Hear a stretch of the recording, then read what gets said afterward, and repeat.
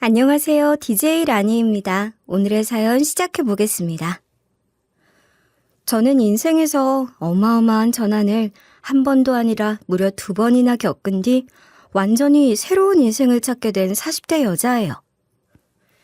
그 모든 터널을 빠져나온 뒤 지금은 변호사로 일하면서 중학생 딸아이를 키우고 있어요. 딸아이 역시 사춘기를 지나 이제야 좀 저의 마음을 이해해주고 가끔은 서로 농담도 주고받을 정도로 컸다는 걸 부쩍 느끼겠더라고요. 딸아이가 큰 걸 실감하다 보니 그동안의 제 인생이 다시 생각났어요. 그동안 제 인생은 정말 역경의 역경 그 자체였거든요. 저는 정말 힘들고 그야말로 치열하게 살아왔다 할 수 있죠. 그 소용돌이를 겪은 후에야 겨우 제 인생은 다시 제자리를 찾았거든요. 그러다 최근에야 겨우 뭔가 정착이 되었다는 생각이 들더군요. 오늘은 그 이야기를 해보려고 해요. 저의 어릴 적 기억은 조금 특이해요. 이런저런 기억들이 뒤죽박죽 섞여 있거든요. 보통은 어린 시절의 전체적인 이미지가 떠오르거나 가족들과 함께했던 특별한 기억들, 인상적인 사건들이 기억에 남잖아요. 하지만 저는 달라요. 어떠한 사건들과 상황들이 조금씩 기억이 나긴 하지만 그걸 생각하면 공포와 두려움 그리고 슬픔이 뒤섞인 혼란스러운 감정이 일어나요. 어떤 것은 아직도 생각하면 손이 떨릴 정도로 무서운 감정이 아직도 느껴질 정도예요. 하지만 대체적으론 유년 시절에 대한 기억이 없어요. 저를 길에서 발견한 할머니와 자랐던 기억 이전은 말이죠. 네, 저는 길에 버려져 있었어요. 그걸 지나가던 할머니가 발견하셔서 저를 키워주셨죠. 저의 가장 오래된 기억은 엄마가 제 손을 잡고 한참을 걸어가다 어느 길가에 가서 여기서 꼼짝 말고 기다리라고 했던 거예요. 그러고는 제 손을 놓고 매몰차게 돌아서서 멀어졌던 그 뒷모습이 아직도 기억이 나요. 그때 엄마의 머리 모양과 입고 있었던 옷까지 분명하게요. 그리고 이상하지만 다시는 엄마를 볼 수 없을 것이란 불안한 마음까지 아직도 선명하게 떠올라요. 그리곤 드문드문 버스를 한참 타고 갔던 기억과 버스 창밖으로 보이던 풍경들이 기억나요. 도시였다가 곧 인적이 드문 시골로 바뀌곤 했던 풍경들이 말이죠. 그랬다가 캄캄한 밤에 혼자 버스 정류장 같은 곳에서 우는 기억이 떠올라요. 주변에 사람은 없고 여기는 어디인지 모르겠고 낯설고 무서워서 한참을 우는 기억들이 뒤섞여 있죠. 그렇게 제가 한밤중에 버스 정류장에서 혼자 울면서 앉아있는 채로 발견된 것은 6살 때였다고 해요. 그건 저를 키워주신 할머니가 나중에 말씀해 주신 거였죠. 할머니는 시장 좌판에서 장사를 하시던 분이었는데 장사를 마치고 그날따라 좀 늦게 버스를 타러 갔더니 웬 여자아이가 혼자 엉엉 울면서 앉아 있었다고 했어요. 엄마는 어디 있냐? 너는 어디서 왔냐? 아무리 물어도 대답을 못하길래 할머니는 저를 데리고 경찰서로 가셨고요. 지금과 달리 당시에는 미아도 많았고 그런 식으로 아이를 일부러 외딴 시골에 와서 버리고 가는 사람들도 많았다고 해요. 지금처럼 전산이나 미아 시스템이 잘 되어 있는 것도 아니었고요. 그러니 경찰서에서 저 같은 애를 신경 쓸 리가 있겠어요? 게다가 경찰서 안은 술 취한 사람들이 난동을 피워대고 있어서 난리도 아니었고요. 한 경찰은 귀찮은 듯 애는 여기다 두고 진술서나 쓰고 가라는데 할머니는 제 모습이 눈에 너무 걸렸대요. 제가 울음도 없는지 힘도 없어서 훌쩍이고 있는 데다가 오줌에 싸서 푹 젖은 바지를 입고 잔뜩 겁에 질린 표정으로 할머니 옷자락을 꼭 잡고 있었거든요. 경찰서를 나서다 할머니는 도저히 안 돼서 근처 옷가게에서 대충 아이 옷을 사서 다시 경찰서로 가셨대요.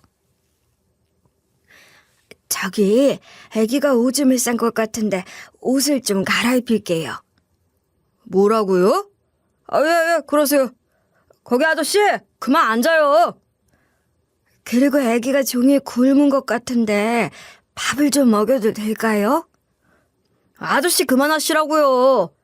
할머니, 저희 정신 없으니까 알아서 하세요. 할머니는 저를 경찰서 화장실에서 씻겨서 옷도 갈아입히고 나가서 설렁탕도 사 먹였대요. 그 작은 게 얼마나 배가 고팠는지 허겁지겁 밥을 먹는 모습이 가슴이 너무 아프셨다고 하더군요. 그리고 다시 경찰서로 데리고 왔지만 딱히 경찰서에 아이를 재울 곳도 없고 아동센터는 다음날 아침이나 온다는 말을 듣고 일단 할머니가 데려다가 재우고 다음날 데려다 주시기로 했대요.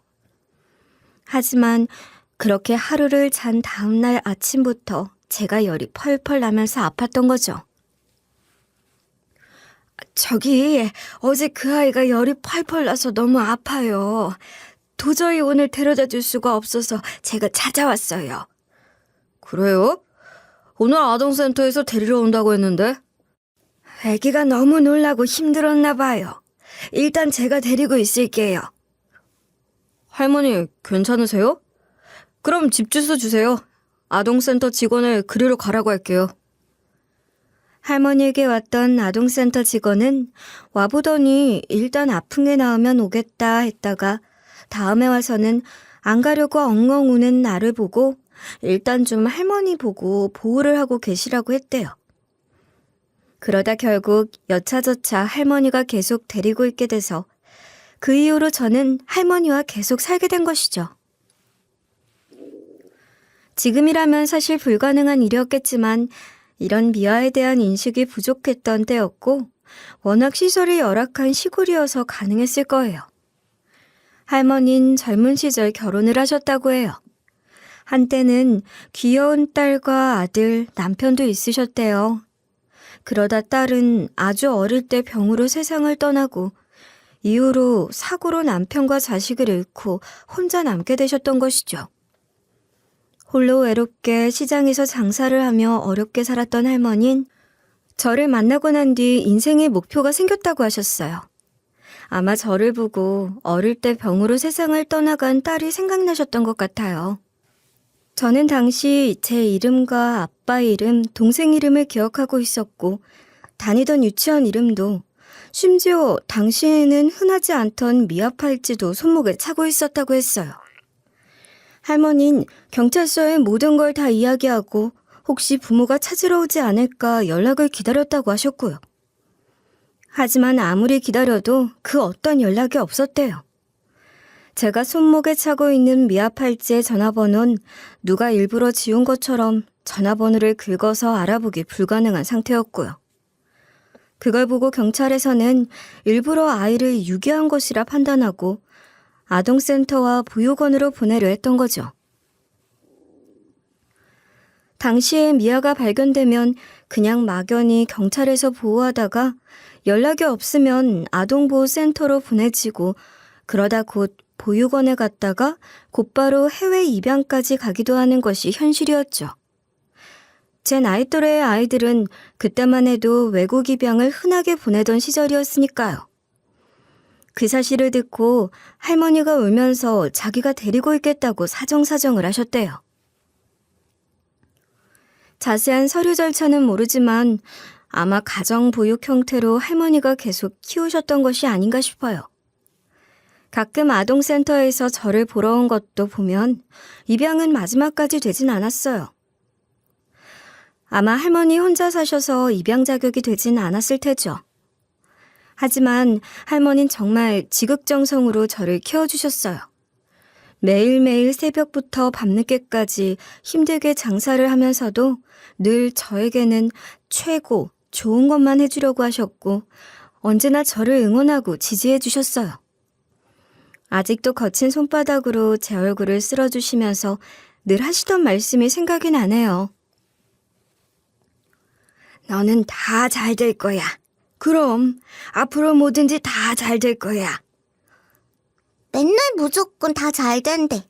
그건 할머니 생각이지. 네가 잘 안 될 리가 있어? 이렇게 귀하고 이쁜데. 이렇게 똑똑하고 귀한 애가 어쩌다 이런 누추한 할미에게 왔니? 할머니가 뭐가 어때서 매일 그런 소리 하셔. 나는 할머니가 제일 좋아. 지금도 너네 부모님은 애타게 너를 찾고 있을 거야. 이 할미 말을 믿어. 너처럼 귀하고 예쁜 아이를 버릴 사람이 세상에 어디 있니? 너는 꼭 부모님 만날 거야. 그때까지 이 할미가 세상에서 제일 귀하게 못해도 제일 사랑해줄게. 물론 넉넉한 형편은 아니었어요. 시장 한 구석에서 좌판을 펴고 장사하는 할머니가 저 하나 키우는 게 쉬운 일은 아니었을 거예요. 게다가 할머니는 배움이 짧아 맞춤법도 제대로 모르는 분이셨거든요. 세상살이가 정말 힘드셨을 거예요. 하지만 세상에서 가장 현명하고 가장 인자하신 분이셨죠. 저는 학창시절에 공부를 잘했어요. 하지만 가난했던 제 형편에 좋은 성적이 마냥 좋기만 한 건 아니었어요. 다른 아이들처럼 학원을 안 다녀도 지원을 받지 않아도 다른 아이들보다 성적이 좋다 보니 어느새 제 마음속엔 나도 다른 아이들처럼 학원을 다닌다면 공부를 더 할 수 있다면 하는 생각이 들었거든요. 그렇다고 할머니에게 이런 이야기를 할 수도 없었던 저는 고등학교 2학년 여름방학 때 할머니 몰래 아르바이트를 했어요. 독서실 근처에 있는 작은 카페였죠. 물론 할머니에겐 비밀이라 아침에 독서실 간다고 하고 나와선 공부를 하다가 오후에 알바를 조금 하고 또 독서실에서 공부를 하고 돌아갔어요.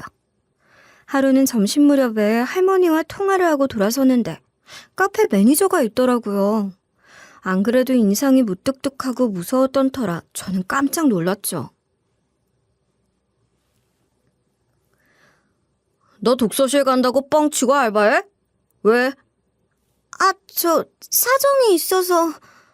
너 내가 학원비 빌려줄 테니까 당장 알바 그만두고 학원 다녀. 따라와. 제가 어리둥절해 있는데 그는 거의 반강제로 저를 학원으로 데려가 등록을 시켰어요. 그리곤 돈 갚고 싶으면 얼른 대학 가서 아르바이트 다시 와서 갚으라고만 하더라고요. 아니, 저를 뭘 믿고 제가 이 돈 떼어먹으면 어쩌시려고요? 너 이 시장 할머니 손녀잖아. 돈 떼먹으면 거기 가서 네 할머니 팔아먹지 뭐. 네? 아, 그리고 나 여기 총무 아는 사이야. 내가 3개월 등록은 해놨는데 그 뒤로 여기 교실 칠판 지우고 쓰레기통 비우는 일하면 학원비 안 내도 될 거야. 이야기 해놨으니 공부나 열심히 해. 저는 그 뒤로 돈 걱정 없이 학원을 다닐 수 있었어요. 고3이 돼서는 전교 1등을 하자 학원 홍보를 하는 대신 학원비를 내내 면제받았고요. 그 사이사이에도 매니저는 제가 지나가면 저를 불러 생강차나 유자차 같은 걸 내밀었어요. 학생이 몸에 안 좋은 커피 같은 거 마시면 혼난다면서요. 그러면서 하루는 이러더라고요. 너 학원 끝나면 바로 카페로 와. 나 마감하니까. 저는 그러면 그렇지.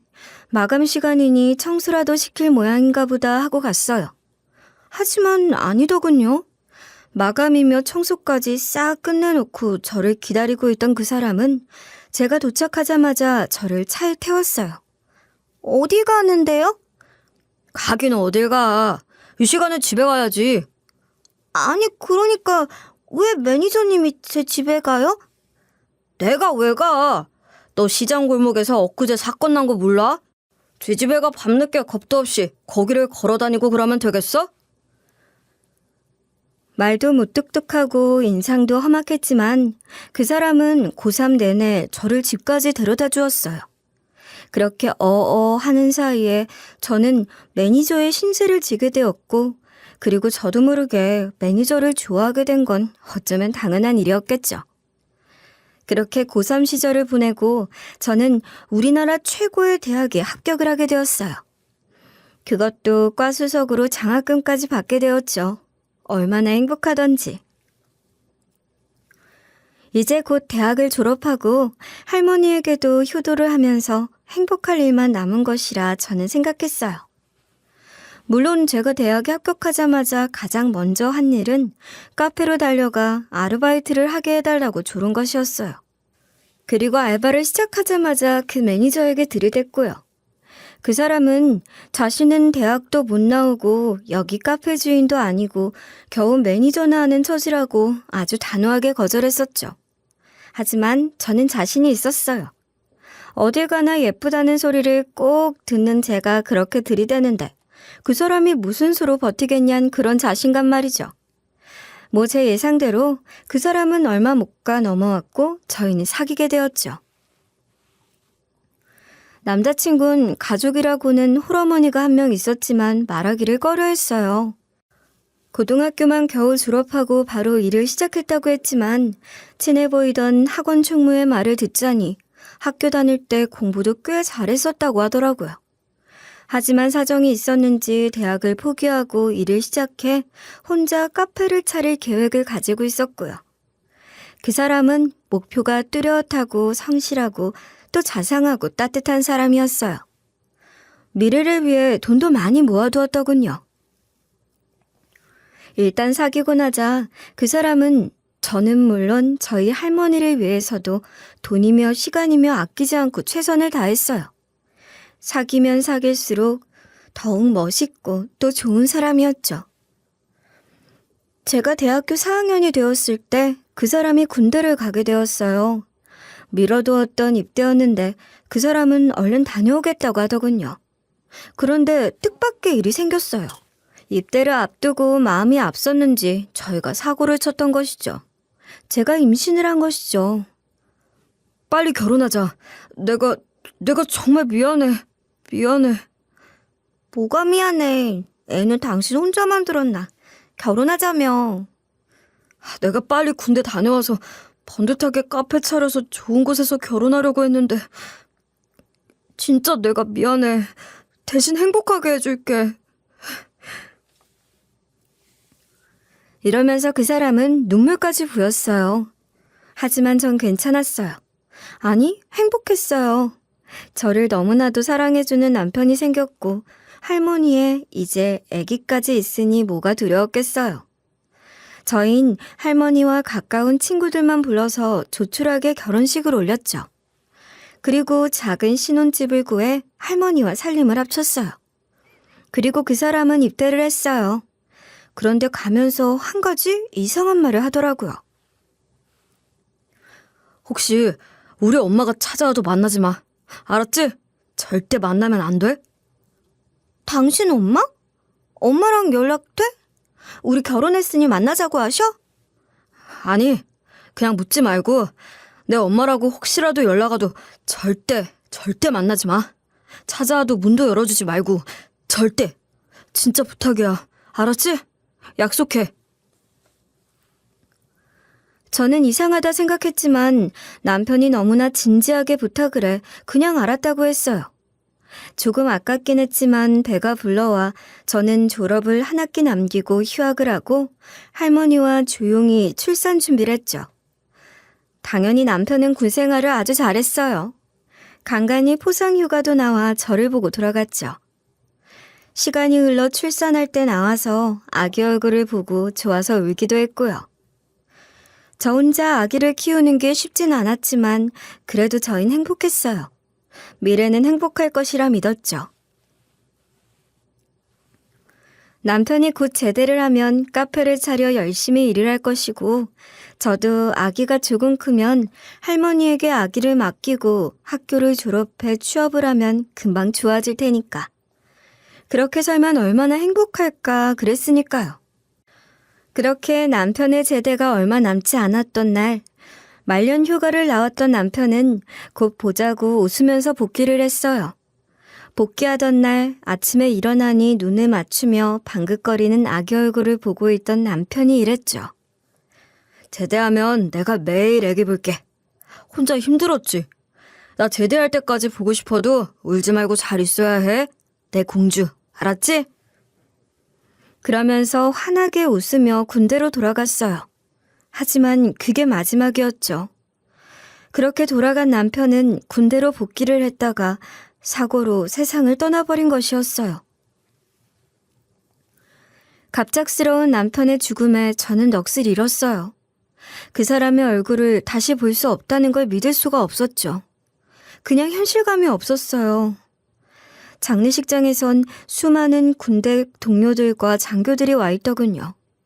넋이 나간 제가 갓난아기를 안고 할머니와 나타나자 그 사람들도 눈물을 흘렸어요.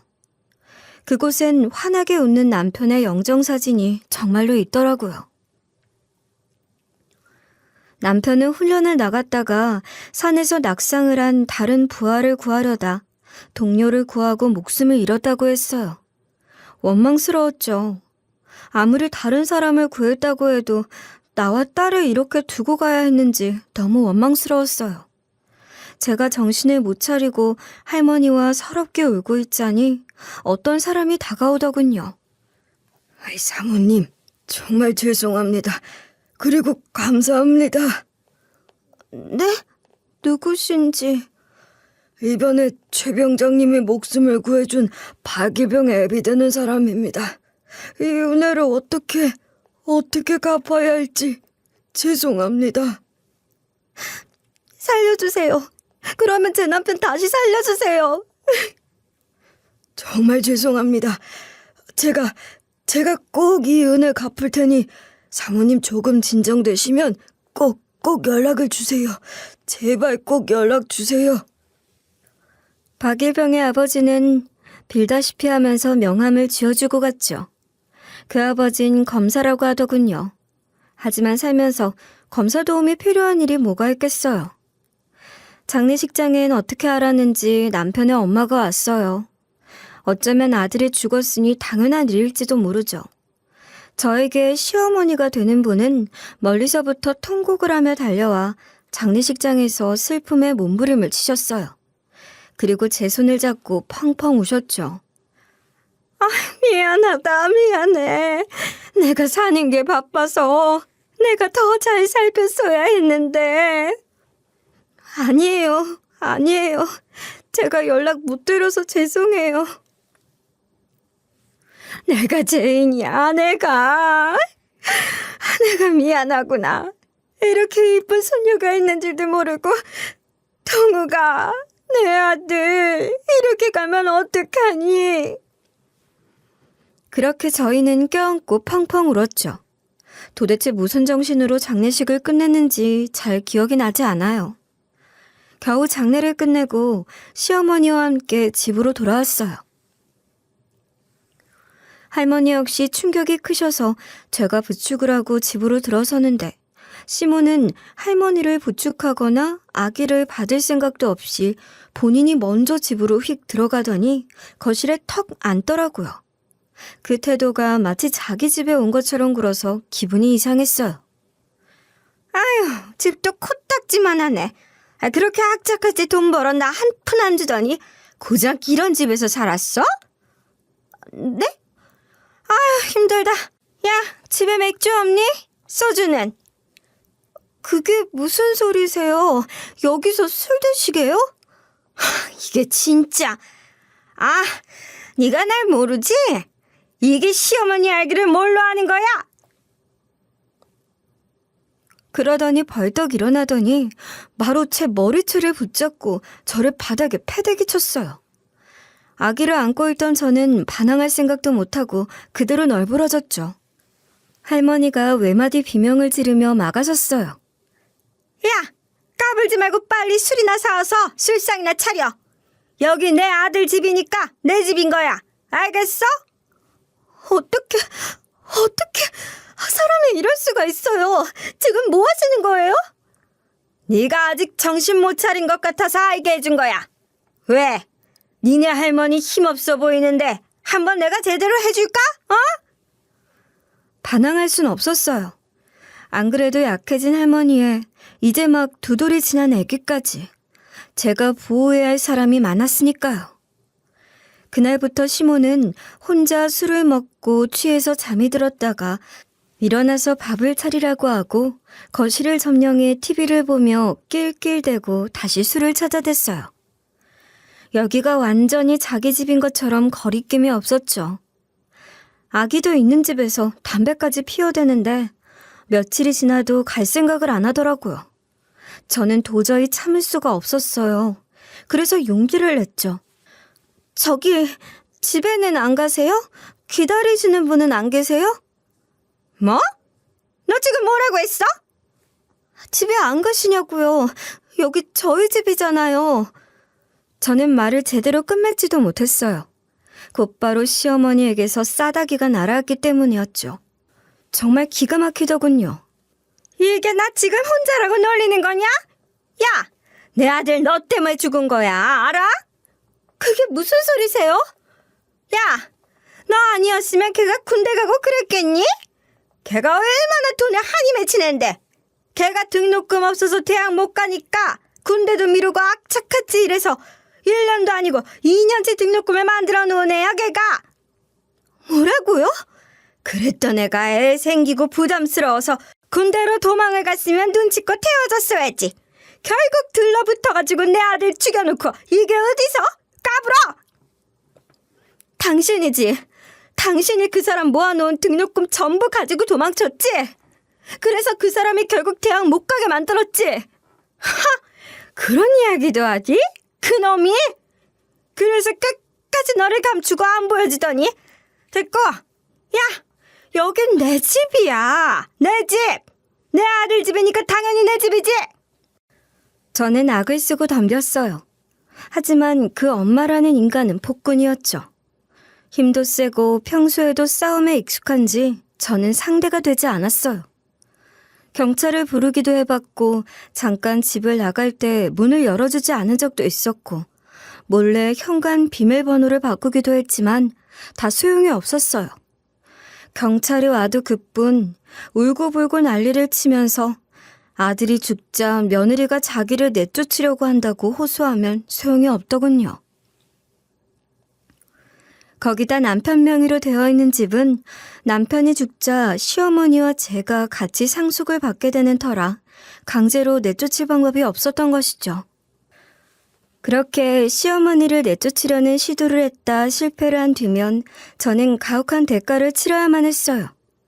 할머니가 보는 앞에서 몇 시간 동안 저는 끔찍한 손찌검을 당해야만 했으니까요. 힘없는 할머니가 할 수 있는 건 없고 아기는 울고 있고 저는 더 이상 저항할 수도 도망갈 수도 없었어요. 몇 번의 일이 있은 뒤 시어머니는 저에게 화풀이를 하면서 마지막 경고를 했어요. 자꾸 이런 식으로 문제 만들면 각오해. 니네 할머니랑 애기? 나중에 어떻게 되는지 볼까? 계속 경찰에 신고해봐. 오히려 좋지, 좋아. 대체 왜 이러는 거예요?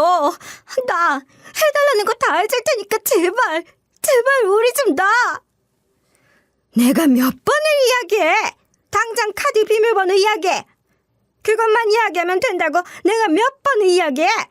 돈 내놓으라고. 결국 돈이었어요. 시어머니는 죽은 남편 앞으로 나온 연금과 보상금을 다 내놓으라는 거였죠. 남편이 사망하고 유족연금과 사망보상금이 나왔는데 친모에게도 상속권이 있다며 거의 절반을 가져간 것도 원통한데 나머지 절반도 다 내놓으라는 거였어요. 거기에 남편이 모아두었던 돈까지 전부 해서 통장 비밀번호와 카드를 내놓으면 나가겠다 했던 거죠. 하지만 저는 그냥 죽이면 죽였지 그럴 순 없었어요.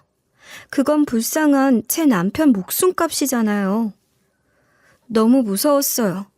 저는 남편이 왜 엄마를 만나지 말라고 한지 이해할 수 있었어요. 시어머니는 정말 인간이 아니었기 때문이었던 거죠. 그렇다고 저항하면 시모의 가혹한 손찌검이 이루어지고 그걸 말리던 할머니도 같이 당하고 아기는 제대로 돌볼 수도 없고 그야말로 지옥이 펼쳐졌어요. 저는 도망쳐야겠다 생각했어요. 방법이 없었어요. 그냥 말 그대로 도망이었죠. 집이고 뭐고 다 버리고 일단 몸을 피하고 숨어 살면 일단 연금은 있으니 어떻게 방법이 있을 거라 생각했죠. 딱히 갈 곳은 없었어요. 친구라고 해봐야 전부 대학생 아니면 사회 초년생인데 늙은 할머니와 아기까지 데리고 갈 곳은 없었지만 그래도 집을 나가야 했어요. 제가 통장 비밀번호만 이야기하지 않으면 시어머니 혼자 예금을 찾아 쓰지 못하니 그냥 버틸 생각이었어요. 남편이 사망한 터라 시어머니는 자기 몫으로 떨어진 돈 외에 남편 명의로 된 통장에 있는 돈을 찾을 방법이 없었어요. 사망 진단서와 공동 상속자인 저의 동의가 있어야 돈을 찾고 그 돈도 상속에 따라 배분을 해야만 했죠. 하지만 시어머니는 그럴 생각이 없었던 거예요. 그냥 저를 족쳐서 이 집을 비롯해서 전부 다 자기가 가질 생각이었던 것이죠. 그럼 이 집 팔아서 반 줄게요. 그러니 제발 나가요. 뭐? 반? 하! 이게 미쳤나? 어디 내 아들 잡아먹고 반 타령을 해? 그게 싫으면 나가! 나가라고! 그럼 나갈게요. 네, 저희가 나갈 테니 제발 이 집 그냥 가지세요. 저희가 나갈게요. 하! 고작 이 좁아터진 집 하나 주고 먹고 떨어지라고? 야! 그 자식 얼마 모아놨어? 어? 내가 모를 줄 아나? 그것까지 다 내놔! 없어요. 힘들게 일하다 군대 갔는데 무슨 돈이 있다고 그래요? 당신도 연금까지 다 받아갔잖아. 무슨 돈이 있다고 그래? 이게 어디서 사람을 속여? 그 자식이 일한 세월이 몇 년인데 내 아들이 모아놓은 돈이잖아. 내놔! 이게 독하게 버텨, 어? 하지만 제가 이를 악물고 죽을 각오로 버텼더니 더 악에 받쳐서 선을 넘는 행동을 하기 시작했어요. 시모가 저에게 손을 대는 것으로는 안 되겠는지 할머니에게 손을 대기 시작했기 때문이에요. 이러다 그 전에 할머니가 돌아가시거나 시간이 지나면 분명 아기에게도 손을 댈 것이란 확신이 들었어요. 그 인간은, 아니, 그 화상은 인간이 아니니까요. 그렇기 때문에 남편이 생전 그렇게 자기 엄마와 연락하지 말라고 신신당부를 한 것이었던 것이죠.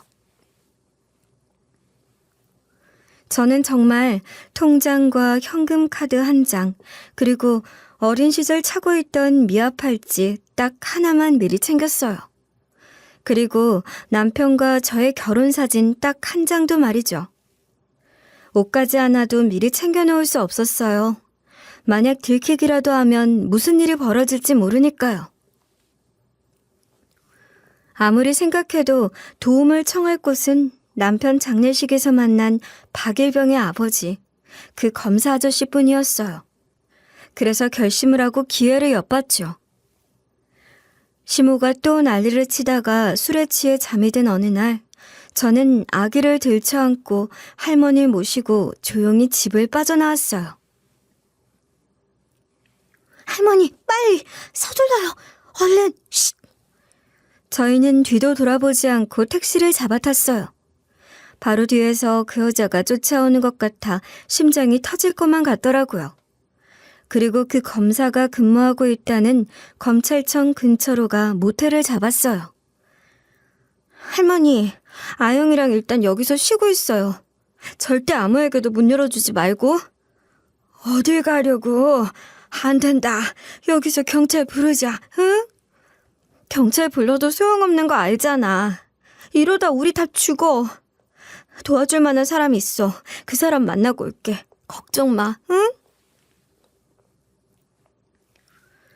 저는 일단 할머니와 아이를 두고 내가 아니면 절대 문을 열어주지 말라고 당부했어요. 그리고 밖으로 나와 떨리는 손으로 명함에 적힌 검사에게 전화를 했어요. 핸드폰은 이미 시어머니에게 뺏긴 터라 근처 공중전화를 찾아 헤맸어야만 했죠. 늦은 시간이었지만 그분은 검찰청에 있으니 얼른 달려오라고 했어요. 드디어 저는 그분의 배려로 검찰청 안에 있는 그분 사무실에 들어가 도움을 청할 수 있게 되었어요. 사무실에 들어가서야 다리가 풀리려 하더군요. 사무실에서 기다리고 있던 젊은 사람이 저를 얼른 부축해 주었어요. 제가 몸을 덜덜 떨고 있자 그 남잔 따뜻한 차 한 잔을 내주었어요. 처음 보는 사람이었지만 안전한 곳이란 생각이 들어서인지 이상하게 그 젊은 남자가 낯이 익단 생각이 들기까지 하더군요. 남편이 목숨을 구해준 박일병의 아버진 부장검사로 꽤 높은 지위에 있는 듯 보였어요. 대체 무슨 일이에요? 꼴이 왜 이래요? 무슨 문제예요? 남편 엄마가 돈을 달라고 찾아왔어요. 지금 도저히 어떻게 할 수도 없어요. 안 그래도 걱정하고 있었어요. 최병장 군대로도 그 엄마가 찾아와서 난동을 부렸던 모양이에요. 평소에도 엄청 사모님 걱정을 했다고 듣고 감이 안 좋았는데. 제가 울먹이며 사정을 이야기하자 그분은 경악했어요. 그리고 얼른 진술서를 작성하자며 종이를 꺼내들었죠. 제가 덜덜 떨리는 손으로 펜을 쥐자 제 손에 펜을 쥐어주던 젊은 남자가 이러더군요. 저기 그 팔찌 혹시 좀 봐도 될까요? 아, 이거요? 이거 제가 어릴 때 차던 애들 미아 팔찌인데. 신기하네요. 저도 집에 그거랑 똑같은 게 있어서요. 저희 누님도 이거랑 항상 찼었는데 좀 줘보실래요? 저는 머뭇거리다 팔찌를 빼서 줬어요. 아기 팔찌였지만 여유 체인이 길어서 얇은 제 팔목에 아직 맞았거든요. 주머니에 넣었다가 잃어버릴 것만 같아 팔에 차고 집에 나왔던 거예요. 할머니가 절대 이 팔찌를 잘 간직하라고 했기 때문에 이 팔찌는 제 보물 1호였죠. 그 젊은 남자는 부장검사 사무실에서 실무 실습을 하는 로스쿨 학생이라고 했어요. 마침 검토할 사건 자료가 많아 야근을 하던 중이라고요. 그 젊은 남자는 이상한 표정으로 한참을 팔찌를 들여다보더군요. 그러다 생각이 난 듯 가방을 뒤적이더니 사진 한 장을 꺼내들었어요. 그건 어떤 가족 사진이었죠. 제가 의아한 표정을 짓자 부장검사님마저 자리에서 벌떡 일어나더군요. 혹시 찬우야, 혹시 이 팔찌 아버지도 아시고 계실 거예요. 아버지가 제 팔찌 보고 늘 이야기하셨거든요. 네 누나도 이거 차고 있었다고. 왜 연락이 안 오냐고. 내가 얼른 니네 아빠에게 얘기를 하마. 아니, 그 전에 여기 이 사진 좀 봐주세요. 네? 여기 이 사람 알아보시겠어요? 그 젊은 남자는 한 가족 사진을 내밀며 한 아이를 가리키더군요. 저는 그 사진을 보고 심장이 멈추는 것 같았어요. 이게 현실인가 저는 한참을 머뭇거렸죠. 사진 속엔 젊은 부부로 보이는 남자와 여자, 그리고 귀여운 남자아이가 찍혀 있었어요. 그리고 그 바로 옆에 젊은 아버지 무릎엔 어린 시절의 제가, 바로 제가 아버지 품에 안겨서 환하게 웃고 있었기 때문이었어요. 저는 목소리가 떨려왔어요. 이건 전데요? 저 어렸을 땐데요? 이름이 뭐라고 하셨죠? 아니, 친부모님이 계세요? 저는 길에서 발견되었대요. 글을 잃고 울고 있는 걸 지금 할머니가 키워주셨어요. 검사님, 제 아버지에게 전화를 얼른 연락을 해주세요. 그래, 알았다. 김영사, 여기 근처에 있지? 내가 바로 전화할게. 그리고 또 기억나시는 거 없으세요? 아무거라도 좋아요, 네? 저는 눈물을 흘리며 말을 이었어요. 저 아직도 가족 이름 다 기억해요. 내 이름은 김미정, 아빠 이름은 김세철, 엄마는 이지숙, 동생 이름은 김찬우라고 다 기억하고 있어요. 갑자기 그 젊은 남자가 벌떡 일어났어요. 그리고 손을 벌벌 떨며 제 손을 덥석 잡았어요. 누나, 내가 찬우야. 제가 누나라고요? 제가요? 누나, 우리가 얼마나 찾았는지 알아? 누나. 저는 어리둥절했어요. 하지만 모든 정황이 분명했어요. 저는 저를 붙들고 눈물을 흘리며 통곡하는 젊은 남자의 누나일 확률이 컸죠. 그래서인지 처음 보자마자 낯이 익었다고 느꼈던 것일지도 몰랐어요. 저희를 두고 부장검사님은 황급히 달려나가 어디론가 전화를 걸었고 제가 있는 사무실로 곧 다른 사람들도 황급히 달려왔어요. 저마다 저와 제 동생으로 보이는 그 젊은 남자를 보고 이것저것 간단하게 묻더니 또 다른 곳으로 연락을 하고 난리가 났어요. 늦은 시간이었지만 그야말로 검찰청이 발칵 뒤집혀질 정도였어요. 그 와중에 황급히 뛰어들어온 분이 있었어요. 그분이 들어오자마자 웅성이던 사람들이 이내 곧 조용해지더군요. 제 팔찌를 들고 있던 젊은 남자분이 그분에게 다가가 팔찌를 건네며 이랬어요. 아버지, 이 팔찌를 보세요. 아버지. 이건 네 누나 팔찌잖아. 그분은 떨리는 손으로 그 미아 팔찌를 봤더니 저를 쳐다보았어요. 그런데 이상하더군요.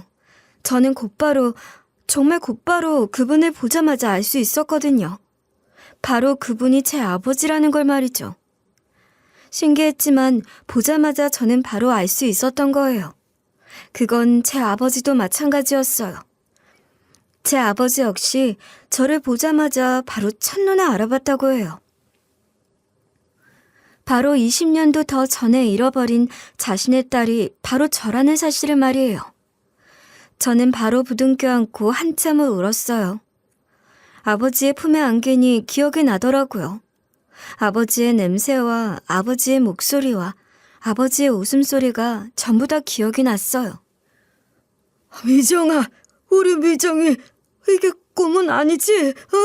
정말 미정이 맞지? 아빠 나 미정이야.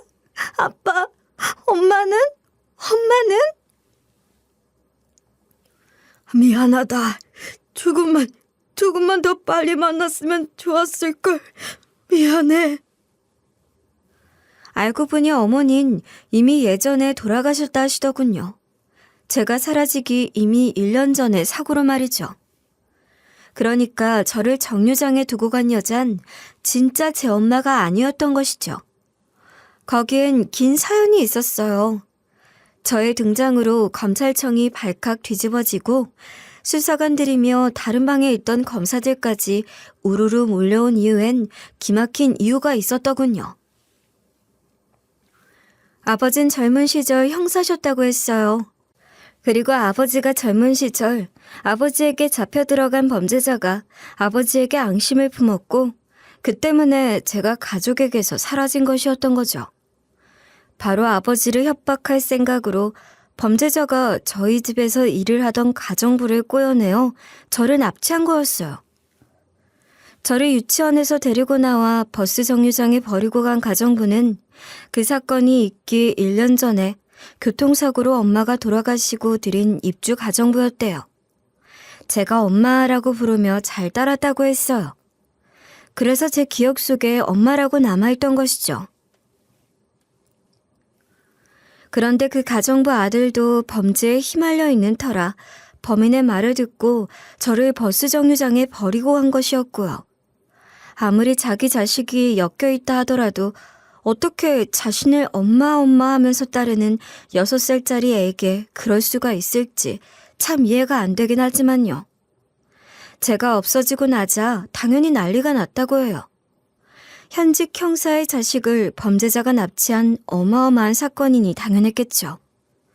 온 경찰이 다 동원되어 범인을 잡았는데 기가 막힌 일은 그 뒤에 일어났어요.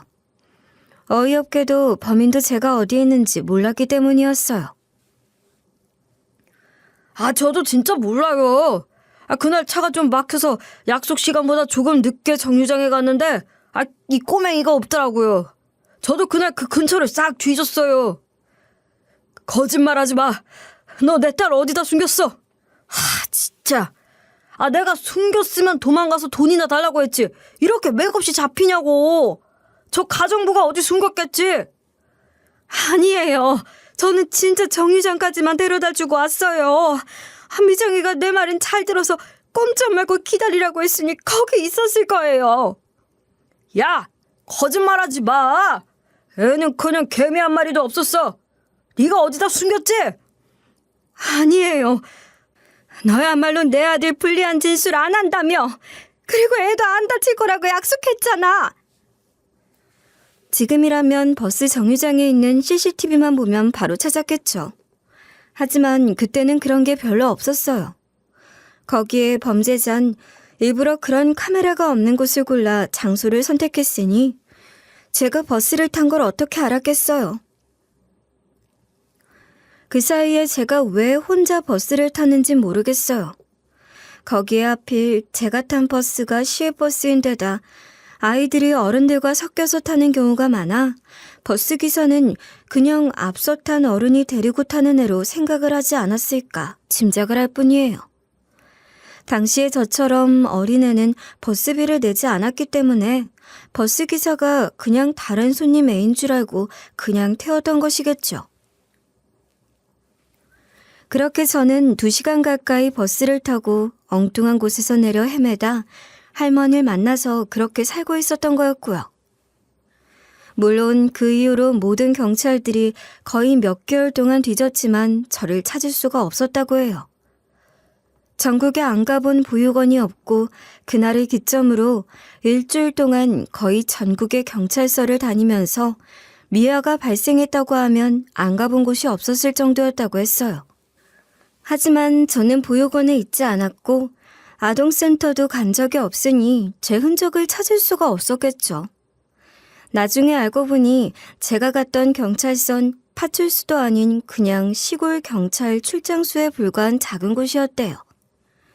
그나마 그날 저녁 경찰은 제 신상을 제대로 적지도 않았고 아동센터 직원도 그냥 친척에게 인계했다는 식으로 기록해 저는 그야말로 사라진 셈이 된 것이죠. 그렇게 저의 실종은 희대의 형사딸 납치 실종 사건으로 아직까지 미제로 남아있던 터라 나름 경찰 관련자들 사이에서 유명한 사건이었기 때문에 모두들 저희를 보기 위해 왔던 것이었죠. 아버진 제가 없어진 이후 형사일마저 그만두고 전국 8도의 보육원을 뒤지고 경찰서를 뒤져가며 여전히 저를 찾고 있었다고 했어요. 하지만 제가 실종되었을 때 전산이 있겠어요? 뭐가 있겠어요?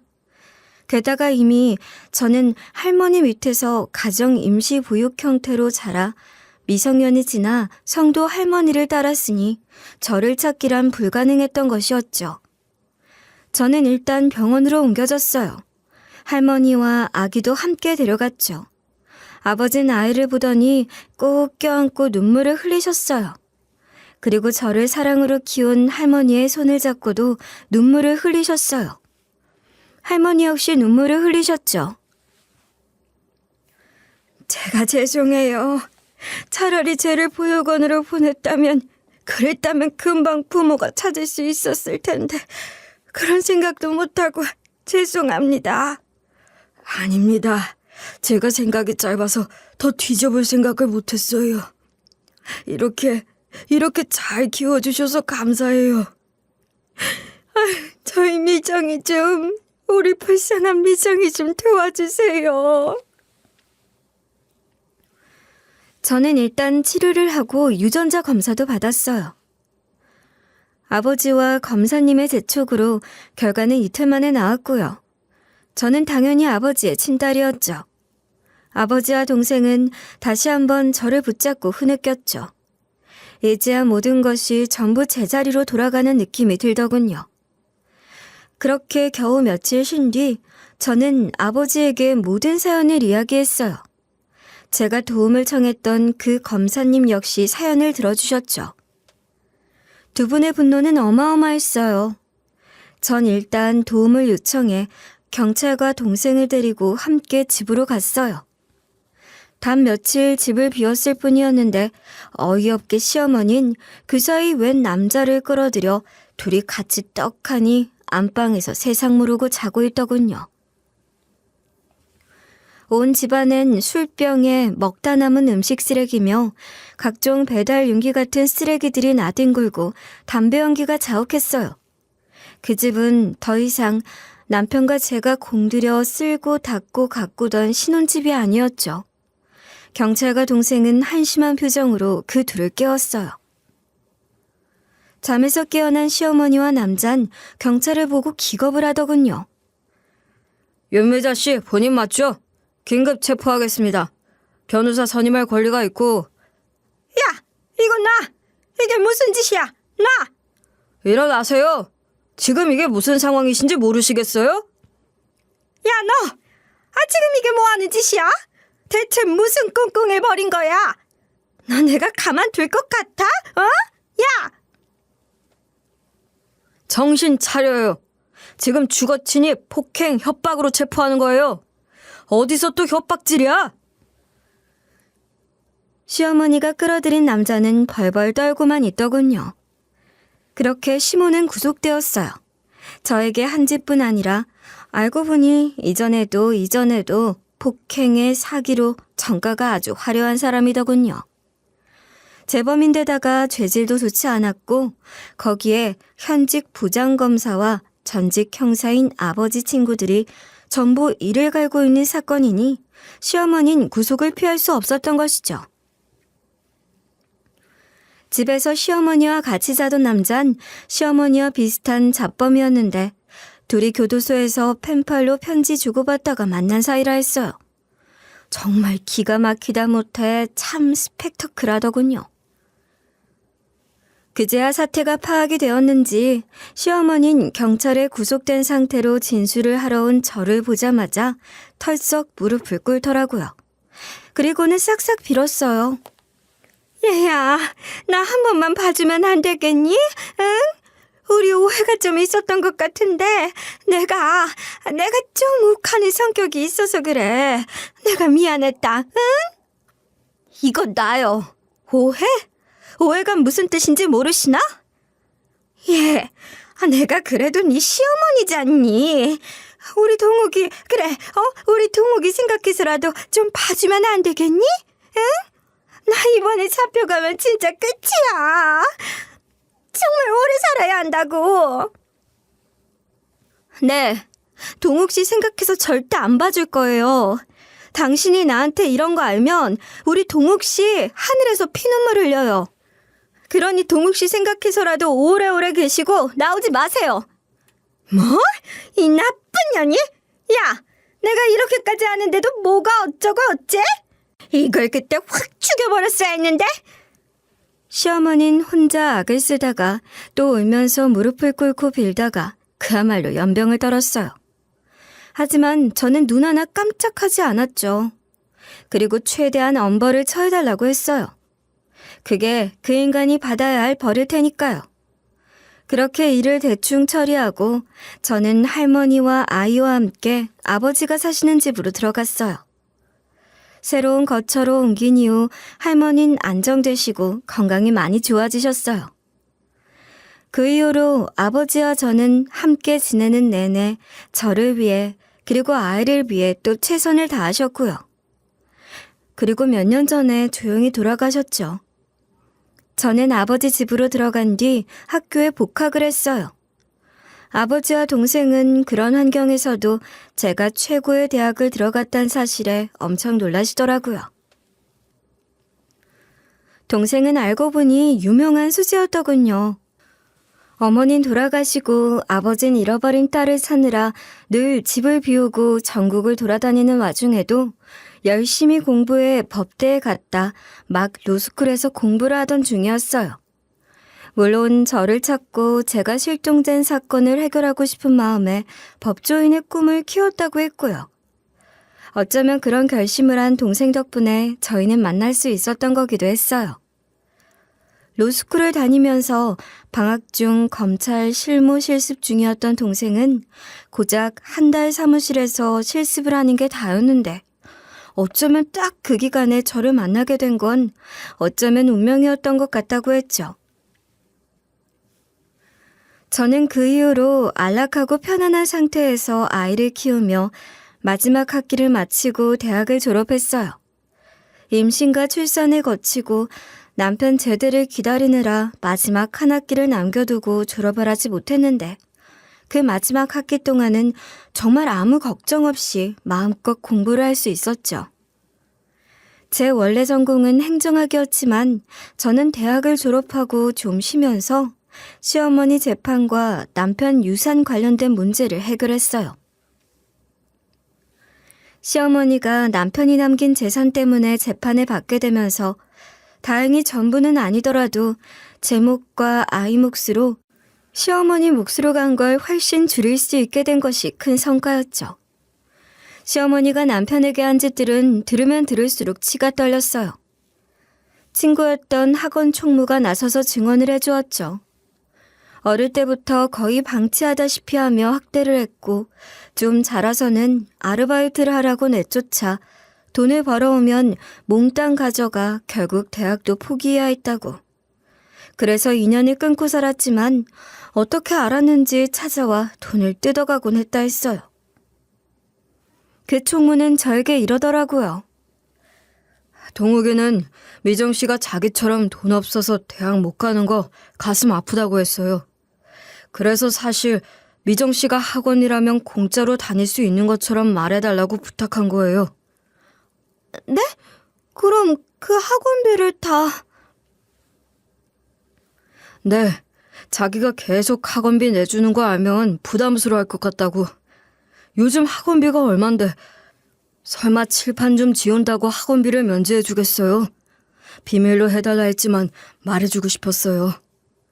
감사해요. 이야기해줘서. 그래도 고3 때 전교 1등해서 학원비 면제는 진짜예요. 그때 동욱이가 얼마나 좋아했는지 미정 씨 모를 거예요. 그때 동욱인 정말 순수하게 미정 씨 동생처럼 위해준 거 알아줘요. 저도 그 마음은 순수했던 거 알아요. 그런데 왜 저를... 아마도 동욱이도 명문대 합격했지만 포기했던 경험이 있어서 미정 씨가 남일 같지 않았던 것 같아요. 그러니 앞으로 잘 살아주세요. 시어머니 상대로 재판이 진행되고 재판 관련 상황이 어느 정도 정리된 다음 저는 아버지와 동생과 함께 남편의 납골 땅을 찾아갔어요. 그리고 혼자 조용히 약속했죠. 제가 당신 딸 아주 잘 키우겠다고, 정말 훌륭하게 잘 키우겠다고 말이죠. 그리고 하늘에서 당신이 애써준 덕분에 가족을 찾았으니 걱정하지 말라고. 앞으로 열심히 잘 살겠다고 말이에요.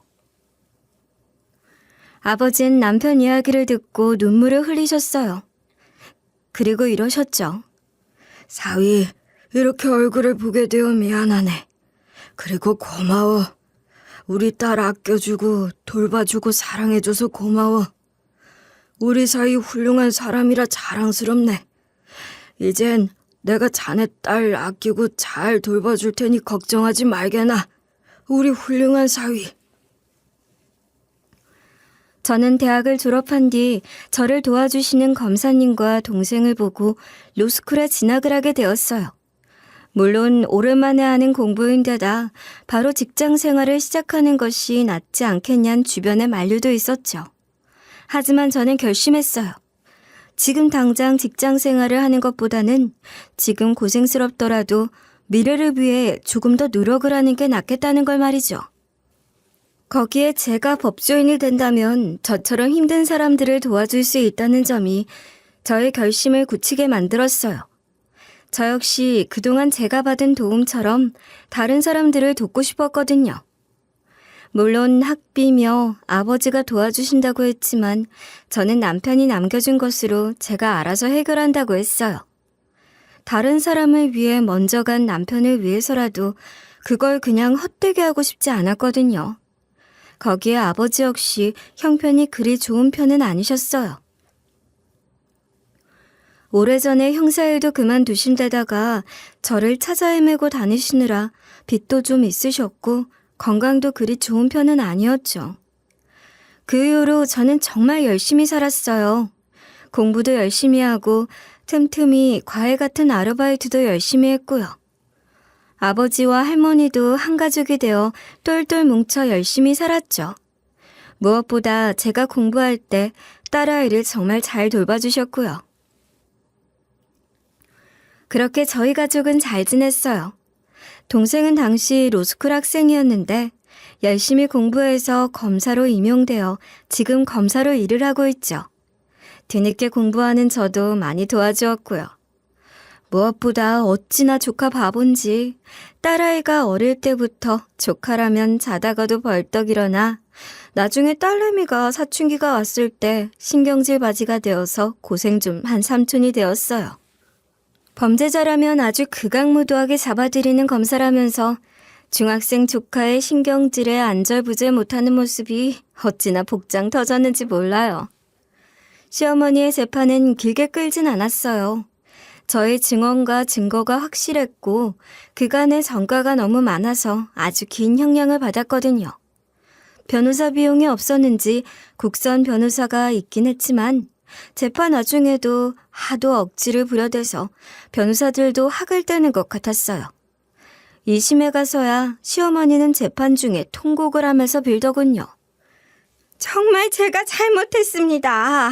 저는 돈도 필요 없고 아무것도 필요 없어요. 그저 손녀 얼굴 보며 반성하며 살겠습니다. 얘야, 용서해다오. 필요 없어요. 판사님, 그동안 받았던 상처가 너무 힘들고 고통스러웠어요. 다시는 저희 찾아오지 못하도록 엄벌에 처해주세요. 자기가 받을 벌이 무서워서 그제야 용서를 비는 그 꼴마저 얼마나 가증스럽던지. 아마 아주 오래오래 감옥에 있다가 다 늙어 힘이 없을 때 나오겠죠.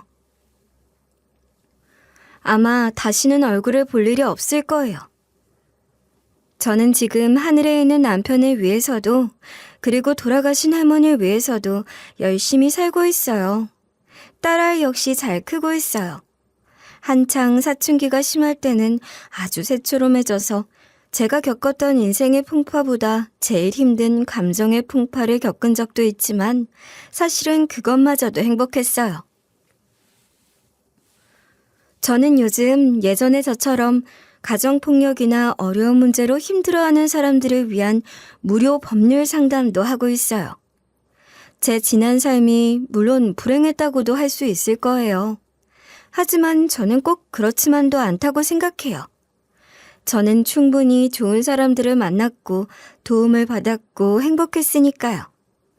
그래서 앞으론 제가 부족하나마 좋은 사람들이 되어 도움을 주고 또 제 덕분에 어려운 일을 조금이나마 해결했으면 하는 마음이에요. 그래야 제가 세상에 진 빚을 제가 받은 것을 조금이라도 갚을 수 있으니까요. 부디 이 사연을 듣는 여러분들도 불행과 어려움을 그대로만 받아들이지 않으셨으면 좋겠어요. 그 또한 지나고 보면 인생의 다른 계기가 될 수 있으니 열심히 또 열심히 잘 사셨으면 좋겠다는 바람을 전해봅니다. 늘 건강하시고 행복하세요.